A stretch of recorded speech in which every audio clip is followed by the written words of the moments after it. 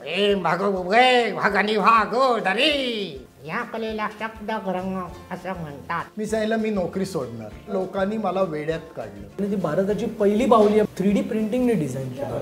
परदेशातून एक बाहुली मागवली त्यांनी आणि त्याचं भारतीयकरण केलं आणि त्याचं नामकरण झालं अर्धवटराव. जो तुम्हाला आज तात्या विंचू दिसतोय तसे मी 17 का 18 तात्या विंचू पहिले रब बनवले. लक्षा आणि महेश कोठारेंनी मला हात जोडले की तुमचं जे काही कॉम्बिनेशन आहे चला यही तो आपकी खासियत है. आपका पापड़ इतना अच्छा है कि खरगोश को भी अच्छा लगता है. आणि शेवटी मला तो आवाज मिळाला.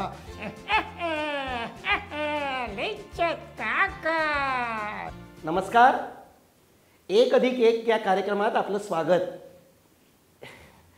हा बाहुला तुम्ही बघितलात. या कार्यक्रमाच्या सुरुवातीला मी तुम्हाला बाहुल्यातनं बोलतं केलं, पण या बाहुल्यावरून एक किस्सा मला तुम्हाला सांगावासा वाटतोय. माझ्या घरात माझ्या बेडरूममध्ये एक बाहुला ठेवला आहे कपाटामध्ये. रात्री कधी जाग येते मला तर त्या बाहुल्याकडे बघून भीती वाटते आणि अचानक वाटतं हा बाहुला बोलेल की काय आणि कपाटातनं बाहेर येणारा तात्या विंचू आठवतो आणि मग स्वतःलाच अर्धवटराव म्हणत मी झोपून जातो आणि म्हणतो बाहुला कधी बोलतो का. संपूर्ण जगाला बाहुला बोलतो ही संकल्पना ज्यांनी संपूर्ण जगाला शिकवली ते रामदास पाध्ये आपल्यासोबत आहेत आणि त्यांच्यासोबत याच कलेमध्ये निपुण झालेला त्यांचा मुलगा सत्यजित पाध्ये. आपण त्या दोघांची चर्चा करणार आहोत. रामदासजी, सत्यजित, तुझं स्वागत. दोघांचंही स्वागत. सर, खरं तर 1+1 ह्या कार्यक्रमात आपण 2 पिढ्यांचा प्रवास दाखवतो. बरं. पहिली पिढी त्यांनी त्याची कलागुण आणि ती दुसऱ्या पिढीने तितक्याच सक्षमतेने तो आत्मसात केले. बरोबर. तुमच्या दोघांकडे किंवा तुमची तिसरी पिढी सत्यजित ह्याच्यामध्ये आहे. रामदासजींच्या वडिलांनी ही कला किंवा जोपासायला सुरुवात केली, त्यांनी ती जपली आणि तू आता त्याचं शेंडेफळ होतोयस. कसं काय, म्हणजे पूर्ण कुटुंब तुमचं बाहुल्यांमध्ये रंगलेलं होतं सुरुवातीपासून. वाटलं लहानपणापासून की हेच करायचं आहे म्हणून, की काय कशी प्रोसेस होती ती? प्रोसेस म्हणजे लहानपणापासून बाहुल्या होत्याच ना. आणि मला इतक्या बाहुल्या होत्या की म्हणजे टॉईज वेगळी नव्हतीच खरं सांगायचं तर.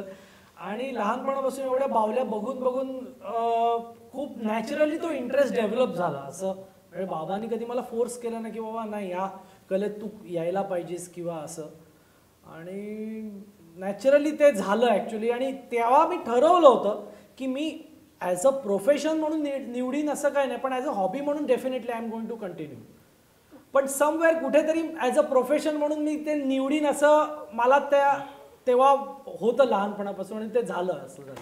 नाही, पण जेव्हा तात्या विंचू आला हे कॅरेक्टर तेव्हा प्रचंड प्रतिसाद मिळाला किंवा लोकांमध्ये प्रचंड प्रसिद्धी होती आणि बाबांच्याकडे लोकांची मोठ्या मोठ्या कलाकारांची उठबस होती, मोठे मोठे कलाकार यायचे.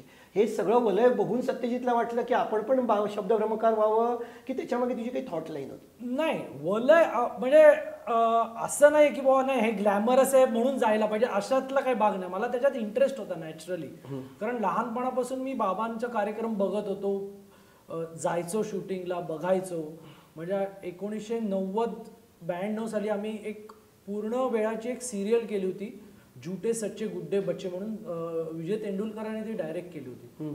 तर त्याच्यामध्ये तर त्याच्या शूटिंगला वगैरे मी रेग्युलरली जायचो. तर तेव्हापासून इंटरेस्ट होता की नाही मला हे करायचंच आहे. आणि तुम्हाला सांगायला गंमत वाटेल की हा विजय तेंडुलकर डायरेक्ट करत होते आणि त्या मॉनिटरच्या इकडे बसलेले असताना हा त्यांच्या बाजूला म्हणजे त्यांच्या खांद्याच्या खाली लागायचा हा त्यावेळेला. 10 वर्षाचा असेल तेव्हा. आणि त्याला खूप इंटरेस्ट होता तो बघत. तर मला तेंडुलकर बाबांनी म्हटलं की हे बघ रामदास, हा एवढा इंटरेस्ट आहे तर हा जो इंटरेस्ट आहे तो तू डेव्हलप कर आणि मी सांगतो ते शब्द लक्षात ठेव. हा मोठेपणी नक्की कार्यक्रम हे तुझ्यापेक्षाही चांगले करणार आहे. त्यावेळेला मी नसेल. पण त्यावेळी एक तुम्हाला याच्यावरनं विचारतो की आता जसं विजय तेंडुलकरांचं वाक्य तुम्ही सांगितलं तुझ्यापेक्षा जास्त चांगले कार्यक्रम करणार जेव्हा बाप से बेटा सवाई होतं, बरोबर काय वाटतं? नाही, खूप बरं वाटतं. कारण ना ही कलाच अशी आहे की आपल्याकडे काय माहिती का ट्रेंड की एखादं तुम्ही कला शिकली की मग ती तशीच करत राहायचं वर्ष. त्याच्यात नवीनपणा किंवा जगभरात काय चाललंय हा ट्रेंड समजून तुम्ही स्वतःचा ट्रेंड निर्माण करणं हे फार थोड्या लोकांना म्हणजे मनात येतं आणि तसं आमच्या मनात आलं आणि मी जे केलं या 40-45 वर्ष, आता तर 50-52 वर्ष झाली, 54 वर्ष आता, त्याच्याही पेक्षा मी त्याला सांगितलं माझ्यापेक्षा तू जर काही वेगळं केलंस तरच तू आणखीन 25 वर्ष काम करू शकशील आणि हा तसं करतोय. ॲनिमेट्रॉनिक्स, इलेक्ट्रॉनिक पपेट काय जे आहे थोडक्यात हिस्ट्री म्हणजे 1916 आणि 17च्या मध्ये माझ्या आजोबांनी म्हणजे यांच्या वडिलांनी सुरू केलं. त्यांचं नाव यशवंत केशव पाध्ये होतं आणि जवळजवळ ते बेसिकली मॅजिशियन होते. मी बाबाच सांगतील ऍक्च्युली. म्हणजे येतो त्या विषयावरती येतो. कसं काय म्हणजे आता आपण तुमच्या आधीच्या पिढीकडे थोडंसं जाऊया की जसं तुम्हाला अर्धवटराव हा जवळजवळ 100 वर्ष, जवळजवळ 102-103 वर्ष वय अर्धवटरावाचं. कसं काय ते घडलं होतं? अर्धवटराव वडील मुळातले जादूगार होते आणि जादूचे प्रयोग करत असताना केलाल आणि पीसी सरकार ते त्यांचे समन्वयी आमच्या घरी आलेले होते, समकालीन कलाकार होते. आणि त्यावेळेला ते जादूचे प्रयोग करत असताना एक फॉरेन सोल्जर आला होता तिथून, फर्स्ट वर्ल्ड वॉरचा वर्ल्ड वॉरला, आणि त्यांनी ते शब्दभ्रमाचे कार्यक्रम बघितले वडिलांनी आणि त्यांनी सांगितलं की नाही हे वेगळी कला आहे. म्हणजे त्यांना असं वाटलं की नाही एक ही जादूच्या जवळ ही जादूच आहे म्हणा, आवाजाची तर त्यांनी सांगितलं आपण ही कला शिकायला पाहिजे. आणि मग ती शिकले स्वतः आणि पुस्तकं आणली तिथून. आणि नंतर मग त्यांनी म्हटलं की काहीतरी कॅरेक्टर डेव्हलप झालं पाहिजे. तर सुरुवातीला असं जुन्या पद्धतीचे म्हणजे 2 तोंड घेऊन ते कार्यक्रम करायचे आणि त्यांची नावं होती, एक म्हातारा माणूस आणि एक तरुण माणूस, दंडी काका आणि चक्रम शास्त्री, असं अशी त्यावेळी 100 वर्षापूर्वीची आहेत. आणि नंतर मग त्यांना वाटलं की नाही पूर्णाकृती बाहुली पाहिजे आणि मग त्यांनी स्केचेस काढली, काय हे केलं आणि मग परदेशातून एक बाहुली मागवली त्यांनी आणि त्याचं भारतीयकरण केलं. म्हणजे आपले पद्धतीचे कपडे घातले, वीग घातले सगळं आणि त्याचं नामकरण झालं अर्धवटराव. पण कसं म्हणजे अर्धवटराव म्हणजे आपण एखादा माणूस असतो जो कधी चुकीची कामं करतो किंवा अशी नाही ते काय वेगळ्यासारखी कामं करतो त्याला आपण अर्धवटराव म्हणतो. वडील इंग्लिशमध्ये पण त्या काळी करत होते आणि त्या काळी इंग्लिशमध्ये त्यांनी नाव ठेवलं होतं मिस्टर क्रेझी. तर क्रेझीचं मराठीकरण काय करावं तर अर्धवट. अर्धवट कसं बोलायचं मग अर्धवटराव झाला त्याचा. असं करून ते कॅरेक्टर डेव्हलप झालं. मग 2-3 वर्षानंतर वाटलं की याला आता बायको पाहिजे. मग बायको काय करावी, पुन्हा परदेशातून एक बाहुली आणली, सगळे तिचे फ्रॉक किंवा काय जे होतं मॉडर्न ड्रेस तो काढला आणि पातळ नेसवलं आणि आवडाबाई झाली. आवडाबाई कसं नाव सुचलं? कारण दोन्ही अशी म्हटलं की थोडंसं काय माहितीये का ते योगा म्हणजे असं वडील सांगायचे, मी काही बघितलं नव्हतं सुरुवातीचं, की अर्धवटरावाला आवडणारी कोण असेल तर आवडाबाई, असं म्हणून ते आवडाबाई झाली. मग आवडाबाई आणि आणि त्या काळी तुम्हाला आश्चर्य वाटेल वडिलांनी त्या काळी फॅमिली प्लॅनिंग हा शब्द पण आलेला नव्हता. त्या काळी वडिलांनी 2च मुलं किंवा 1च मूल करावं हा संदेश देणारा कार्यक्रम अर्धवटराव आवडाबाईंकडनं केला आणि मग संदेश दिला म्हणून त्यांची 2 मुलं त्यांनी निर्माण केली, शामू आणि गंपू. आणि गंपू आहे तुम्हाला हा गंपू एवढ्या वर्षाचा आहे आता. हो पण सर तुम्ही म्हटलं अर्धवटरावांचा जन्मकथा, भारतीयकरण कसं झालं किंवा आवडाबाई भारतात कशी आली हे तुम्ही सांगितलं. आपण पुन्हा सत्यजितकडे येऊया की साधारणतः लहान मुलं असं भावल्यांना घाबरतात. एक मग त्यांना आपण सांगायला काही नाही करणार, भावलं आहे असं सांगितलं जातं. असं काही व्हायचं का सत्यजितच्या बाबतीत? नाही, काय माहितीये का आमच्याकडे म्हणजे लहानपणापासूनच माझ्या बावल्या बघत आला आणि त्यांनी इनफॅक्ट शाळेमध्ये कार्यक्रम केलेला होता. तो कुठला 7वीत असताना त्यांनी बावल्या, त्यांनी स्वतः बावली बनवली. मी बावल्या बनवायचो म्हणजे म्हणजे अगदी लहानपणापासून मला माहित नाही पण हे सांगतील पण मी कधी असं घाबरलो नाही. घाबरलो अजिबात नाही. लहानपणापासून बाबा करतात म्हणून मला माहिती आहे की नाही हे मला हे माहिती होतं की पपेट बोलतं, हां पण ते कसं बोलतं काय बोलतं ते माहिती नव्हतं. मग हळूहळू त्याच्यात इंटरेस्ट निर्माण झाला. मग एक दिवस मी 7वीत असताना मला टीचरचा सांगितलं की गॅदरिंग आहे शाळेचं, तर तू एक कार्यक्रम कर 5 मिनिटाचा. मग मी आलो घरी, बाबांना सांगितलं की असं असं आहे. तर मग बाबांनी सांगितलं बघ तुला कुठले पपेट्स आहेत आपल्याकडे भरपूर पपेट. मी सांगितलं नाही मी बनवतो. बाबा बनवत बसायचं, मी बनवतो. मग मी पिंक पॅन्थरचं एक पपेट बनवलं. मग मी स्वतः स्प्रे मारला त्याला, मग थोडे संवाद लिहिले आणि झाला कार्यक्रम. मी सांगितलं आणि सरप्राईज मध्ये आई बाबा चीफ गेस्ट होते त्या कार्यक्रमाचे. मग कार्यक्रम झाला खूप छान, पण माझा तेव्हा पाय पपेटचा नीट फिक्स केला होता, पडला वगैरे. मग मी काहीतरी केलं की इम्प्रोवाइज केलं. पण बाबांनी सांगितलं म्हणून आता तू प्रॉपर तू केलास कार्यक्रम, आता तू शिकायला लाग. मग मी प्रॉपर त्याच्यानंतर मध्ये केलेला पहिला शो तुझा. हो, म्हणजे मी 10-12 वर्षाचा असेल.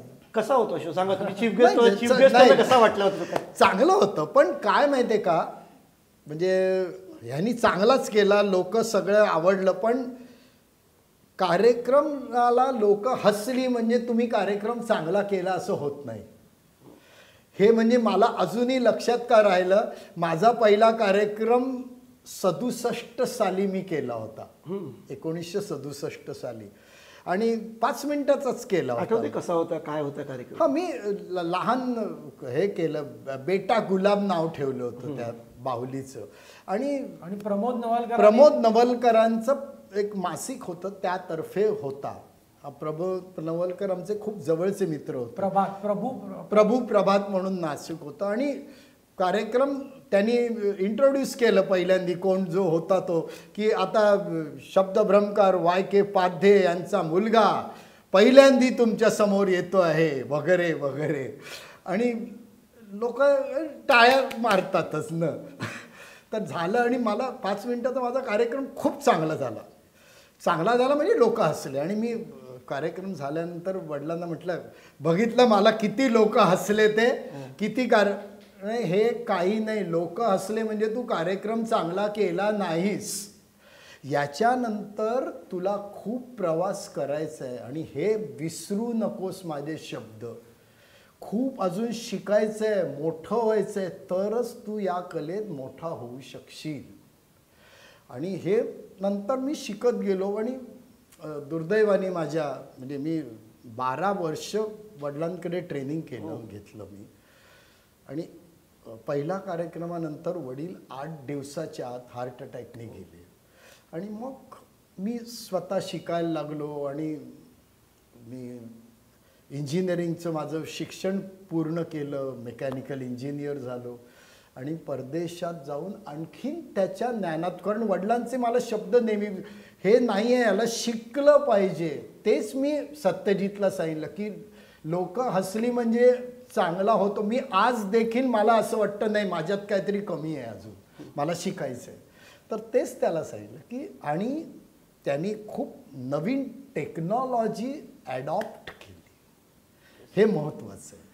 कसं मग आता तुम्ही म्हटलं की वडिलांच्या सोबत तुम्ही जवळजवळ 12 वर्ष त्या वडिलांनी ट्रेनिंग म्हणण्यापेक्षा इन्स्टिट्यूट म्हणून वडिलांनी सांगितलं की तुझं शिक्षण झालेलं नाही. मी वयाच्या जवळजवळ 5व्या वर्षी शिकायला सुरुवात केली, मला माहिती पण नव्हतं. आणि 12 वर्ष 16-17 वर्षाचा असताना मी पहिला कार्यक्रम केला. तर ते शिकत असताना मला जाणवलं की नाही, याच्यात खूप प्रगती करायला पाहिजे. आणि तेच मी त्याला सांगितलं की तुला मी जे करतो तेच तू जर केलंस तर तुला काही उपयोग होणार नाही. माझ्या पुढे तू गेलास 2 पावलं तर तुझं नाव होईल. आणि तो खरोखर 2 पावलं पुढे गेलेला आहे, प्रयत्न करतोय असं नाही. असं मग पुढे कसा झाला प्रवास? म्हणजे अर्धवटराव आणि आवडाबाईचं भारतीयकरण झालं, त्यांचं लग्न झालं, पुढे कसा काय प्रवास? काय माहिती का, वडील गेले अचानक, मी तुम्हाला सांगितलं. आणि त्यानंतर पूर्ण केल्यावर मला असं जाणवलं, मी त्यांचेच डायलॉग केले, मी काही माझे संवाद केले नाहीत. आणि नंतर मला असं जाणवलं की नाही, याच्यात आणखीन काहीतरी पाहिजे. आता अर्धवटराव, आवडाबाई, शामू गंपू आपण किती वेळ करणार.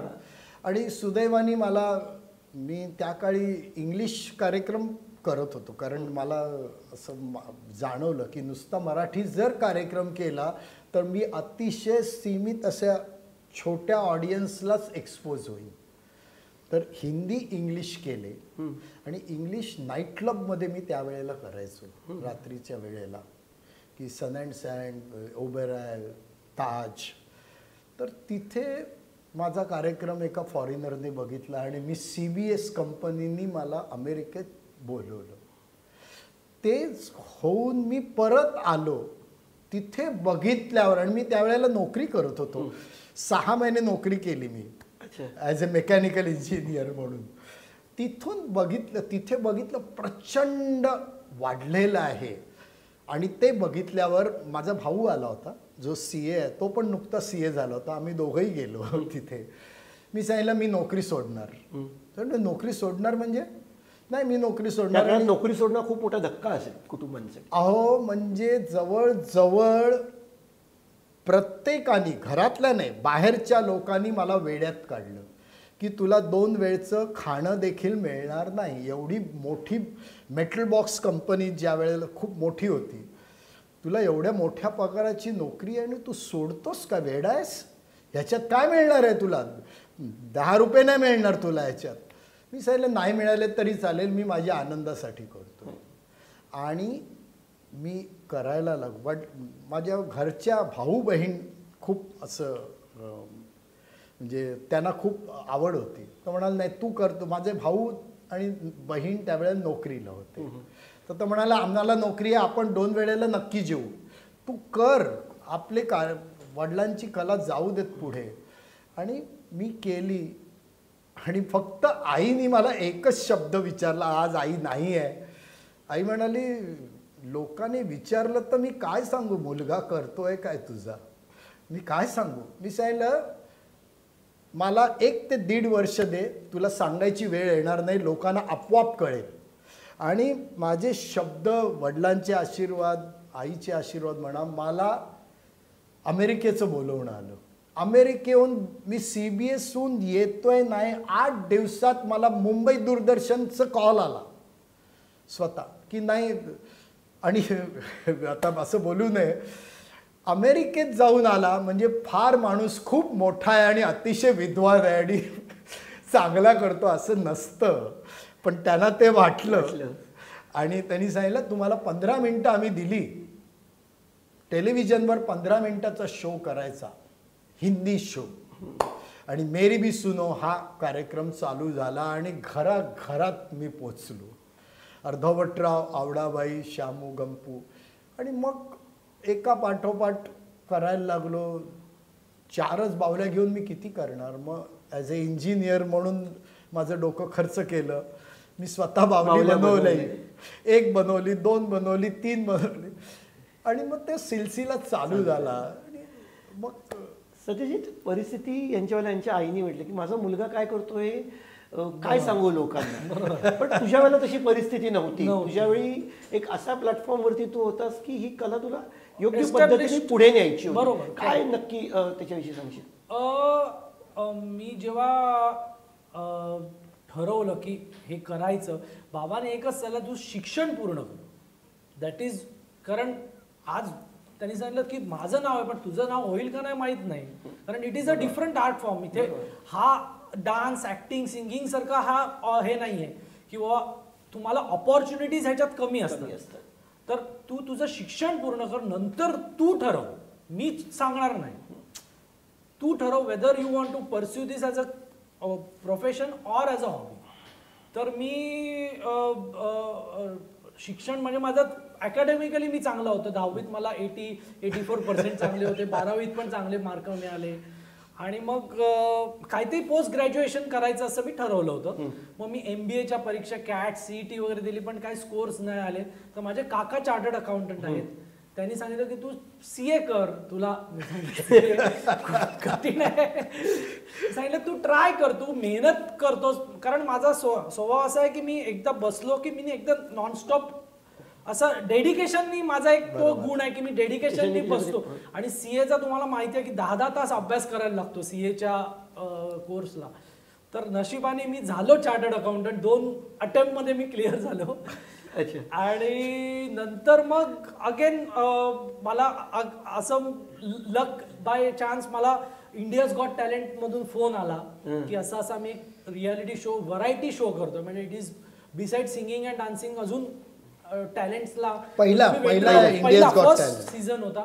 आणि मग मी फायनल्स पर्यंत पोहोचलो. मग मी अमिताभ बच्चन बरोबर KBC वर परफॉर्म केलं, सलमान खान बरोबर बिग बॉस मध्ये परफॉर्म केलं, अनेक वेगवेगळ्या टेलिव्हिजन शोज मध्ये मी. आणि मग माझं एक स्वतःची आयडेंटिटी लोकांना त्या ह्याच्यातून निर्माण झाली. आणि मग मी चार्टर्ड अकाउंटंट म्हणून 1 वर्ष मी काकांकडे काम केलं. नंतर मग मी सांगितलं की आता कठीण होतं करणं दोन्ही, म्हणून मग मी फुल टाइम. असं मनात आलं होतं की बावले की CA असं काही मनात आलं होतं की नाही, कारण काय आता आणि अर्थात मी ॲज अ सेमी प्रोफेशनल म्हणून कॉलेजपासून करतो, म्हणजे हे इंडियाज गॉट टॅलेंट वगैरे नंतर झालं. आधीपासून लहानपणापासून मी कार्यक्रम करायचो आणि कॉलेजमध्ये वगैरे सुद्धा मी छोट्या छोट्या बर्थडे पार्टीजला वगैरे मी मुद्दाम, बाबांनी सांगितलं तू आधी मी सांगितलं पैसे किती मिळाले विचार करू नको. लोकांच्या घरी जाऊन बर्थडे पार्टीजला कार्यक्रम करायचे, छोटे फंक्शन्सना जाऊन कार्यक्रम जस्ट, म्हणजे तसेच मी जवळजवळ एक 500-1000 असेच कार्यक्रम केले मी म्हणजे कॉलेजमध्येच. म्हणून त्याची सवय होते आणि मग मला कॉन्फिडन्स नाही. मी ॲज अ प्रोफेशन म्हणून आता मला लोक ओळखतात, आता मी ॲज अ प्रोफेशन म्हणून नक्की करू शकतो. कॉलेजमध्ये चलती असायची रामदास पाध्यांचा मुलगा आणि शब्दभ्रमकार आणि छान छान थोडाफार शाळेत वगैरे, पण तरी मी म्हणजे कॉलेजमध्ये बोलका बावला होताच का? म्हणजे जेव्हा मला आठवतं मी आरे पोद्दार कॉलेजचा विद्यार्थी, आणि जेव्हा मी पहिल्यांदा ऍडमिशन घेतली तेव्हा मग मला प्रिन्सिपलनी वगैरे सांगितलं की नाही आता गणपतीला वगैरे तुझा कार्यक्रम पाहिजे हा बस. गृहीत होतं ते, गृहीत होतं. मग आम्ही आमचा पोद्दार कॉलेजचा गणपती असतो तर 5 वर्ष मी वेगवेगळे कार्यक्रम केले. तर त्या एक आणि प्रोफेसर्स आमचे एक महेश देशपांडे म्हणून प्रोफेसर होते आणि शाहूराजा सर म्हणून प्रिन्सिपल होते. त्यांनी मला प्रोत्साहन दिलं की नाही तू कर कर कर. म्हणजे एक असं हे का ह्या गोष्टी फार महत्त्वाच्या असतात की तुम्हाला कोणीतरी एक पुश करा. मग प्रिन्सिपलनी सांगितलं, प्रोफेसरनी नाही आपल्याला काहीतरी करायला पाहिजे, मग आपण माणूस विचार करायला लागतो आणि नवीन काहीतरी होतं घडतं. तुम्हाला विचारलं कॉलेजमध्ये ज्या पद्धतीने तो पॉप्युलर होता, मैत्रिणींच्या त्याच्या काय प्रतिक्रिया असायच्या ते तुमच्याकडनं मला ते तुम्ही त्यालाच विचारा. तसं काही नव्हतं, पण शाळेमध्ये मी गंमत करायचो कारण मी शाळेत नुकता शिकलेलो आर्ट फॉर्म. तर मी रोल नंबर काउंट टीचरचा चालू असेल तर मी पटकन आवाज बदलून मित्राला प्रेझेंट मार्क करायचो. तर तशी गंमत करायचो, पण तसा माझा खोडकर स्वभाव तसा नाही, मी थोडासा सिरियस. अशा आणखी काही किस्से आहेत कॉलेजमध्ये की तुझ्या कलेचा वापर करून कधीतरी प्रँक केलायस किंवा काही असे? हे प्रँक्स मी केलेले आहेत थोडेफार, पण जास्त नाही, एवढे नाही. कबूल करायला हरकत नाही, मोठ्या गप्पा आहेत. एखादा सांग ना किस्सा असा जो तुझ्या आता लक्षात येईल. आणि आता काही लक्षात नाहीये, पण एक वेगळा किस्सा मी तुम्हाला सांगतो. आता मी महाराष्ट्रात पण मी बरेच कार्यक्रम केले. तर मी जेव्हा कार्यक्रम करत होतो तेव्हा एक लहान मुलगा आला. मी त्याला पपेटला सांगितलं की त्याला भूक लागली, तर तो लहान मुलगा त्यांनी बिस्किटचा एक पुडा दिला. तर तो एक वेगळा म्हणजे ही आर्ट एवढी मला ह्याच्यावरून एक असं सांगायचं, ह्या आर्टचा खूप एक इम्पॅक्ट आहे. म्हणजे लहान मुलांच्या ह्याच्यावर एवढा इम्पॅक्ट असतो की तुम्हाला ते खरं वाटतं. हे महत्वाचं असतं की बावली तुमची खरी वाटली पाहिजे. आणि हे कधी होतं की ती बावली तुम्हाला खरी वाटली पाहिजे. आज थोडंफार लोक करतात, पण त्यांचं चुकतं काय असं मला वाटतं की ते मी तोंड बंद करून कसं बोलू शकतो एवढंच त्यांना दाखवायचं असतं.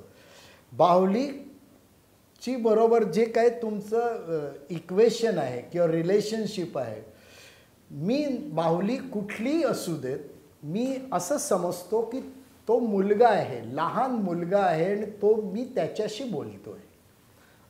हे जे वाटणं आहे लोकांना कधी खरी वाटेल ज्या वेळेला तुम्हाला ती बावली खरी वाटेल. आपण सत्यजित तू काय ती दाखवण्याच्या उत्साहात दिसतोय, मला आम्हाला बघायचंय. पाद्यांसोबत बसणार बाहुल्या तर बाहुली नंतर येणार आहे, तिथे येऊ दे. पण एक तुम्हाला थोडक्यात म्हणजे जे बाबांनी जे सांगितलं की तुम्हाला ती खरी वाटणं का असतं, आता मी तुम्हाला थोडक्यात सांगतो की आता हा हॅलो नमस्कार. हो काय कसं काय बरं आहे. नमस्कार. नमस्कार. काय म्हणताय? मजेत मजेत मजेत मजेत. कसा चाललाय कार्यक्रम मुलाखतीचा? एकदम छान एकदम छान. तुम्ही सुरुवात चांगली केली पण ह्याच्याकडून ट्रेनिंग घ्या म्हणजे कळेल. हो, पण आवडतो का तुम्हाला? एकदम छान एकदम हा? छान. आणि सत्यजितला वगैरे जमतंय का बोलायला? बरा बोलतोय? येतो येते टोन तर याच्या अजिबात हलत नाही आहे. नाही, पण मुलाखत कशी देतोय सत्यजित? एकदम छान एकदम छान. आवडली ना? हा. तर आता तुम्हाला हे जे एक आहे म्हणजे आता मी बोलत असताना ह्याची मुवमेंट होणं किंवा हा तुमच्या ह्याला रिॲक्ट करणं हे जे सगळं इव्हन टेक्स जे आहे ते. हे Event म्हणजे takes तो हल्ली कोण करतच आता नाही. कसं आहे की काय आहे की आता आपण बोलतोय तर ह्याचं काहीतरी चालू आहे काम किंवा हा ऐकतोय हे जे आहे ते महत्वाचं आहे. म्हणजे he is a different person in the conversation.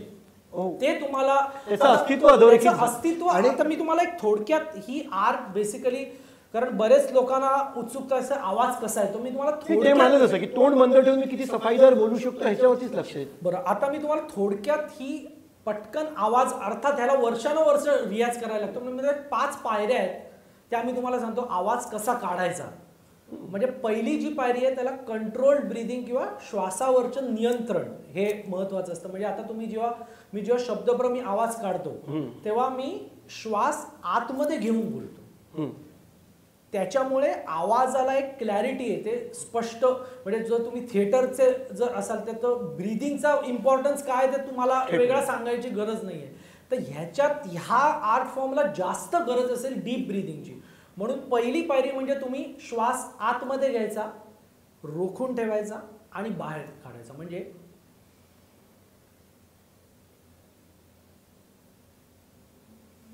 आणि तो लोकांच्या नकळत म्हणजे कळलं नाही पाहिजे असं नाही करायचं. म्हणजे आणि शब्द अर्थात मी तुम्हाला या कलेबद्दल म्हणजे या कलेला इंग्रजीत वेंट्रिलॉक्विझम म्हणतात. वेंट्रिलॉक्विझम हा लॅटिन शब्दापासून बनलेला. वेंटर म्हणजे स्टमक म्हणजे पोट आणि लोक्यू म्हणजे बोलणे म्हणजे पोटातून बोलणे. पण शब्दभ्रमकार किंवा वेंट्रिलॉक्विस्ट असतो तो पोटातून नाही बोलत, तो पोटांच्या स्नायूंना प्रेशर देऊन तो आवाज.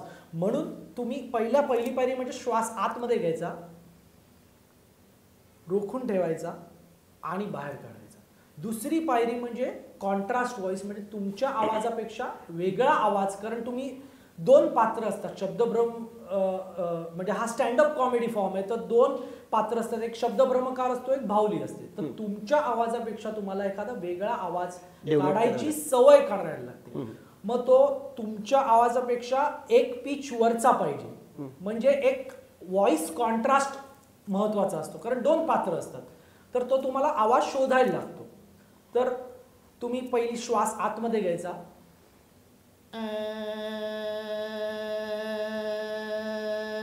म्हणजे हा भुंग्याचा आवाज. तर हा एक पिच झाला. मे बी हा दुसऱ्या कॅरेक्टरचा आवाज झाला. तर हा आवाज तुम्हाला पटकन काढायचा सराव करायला लागतो. म्हणून हा भुंग्याचा आवाज किंवा ड्रोन व्हॉइस मी म्हणतो त्याचा सराव करायला लागतो. म्हणजे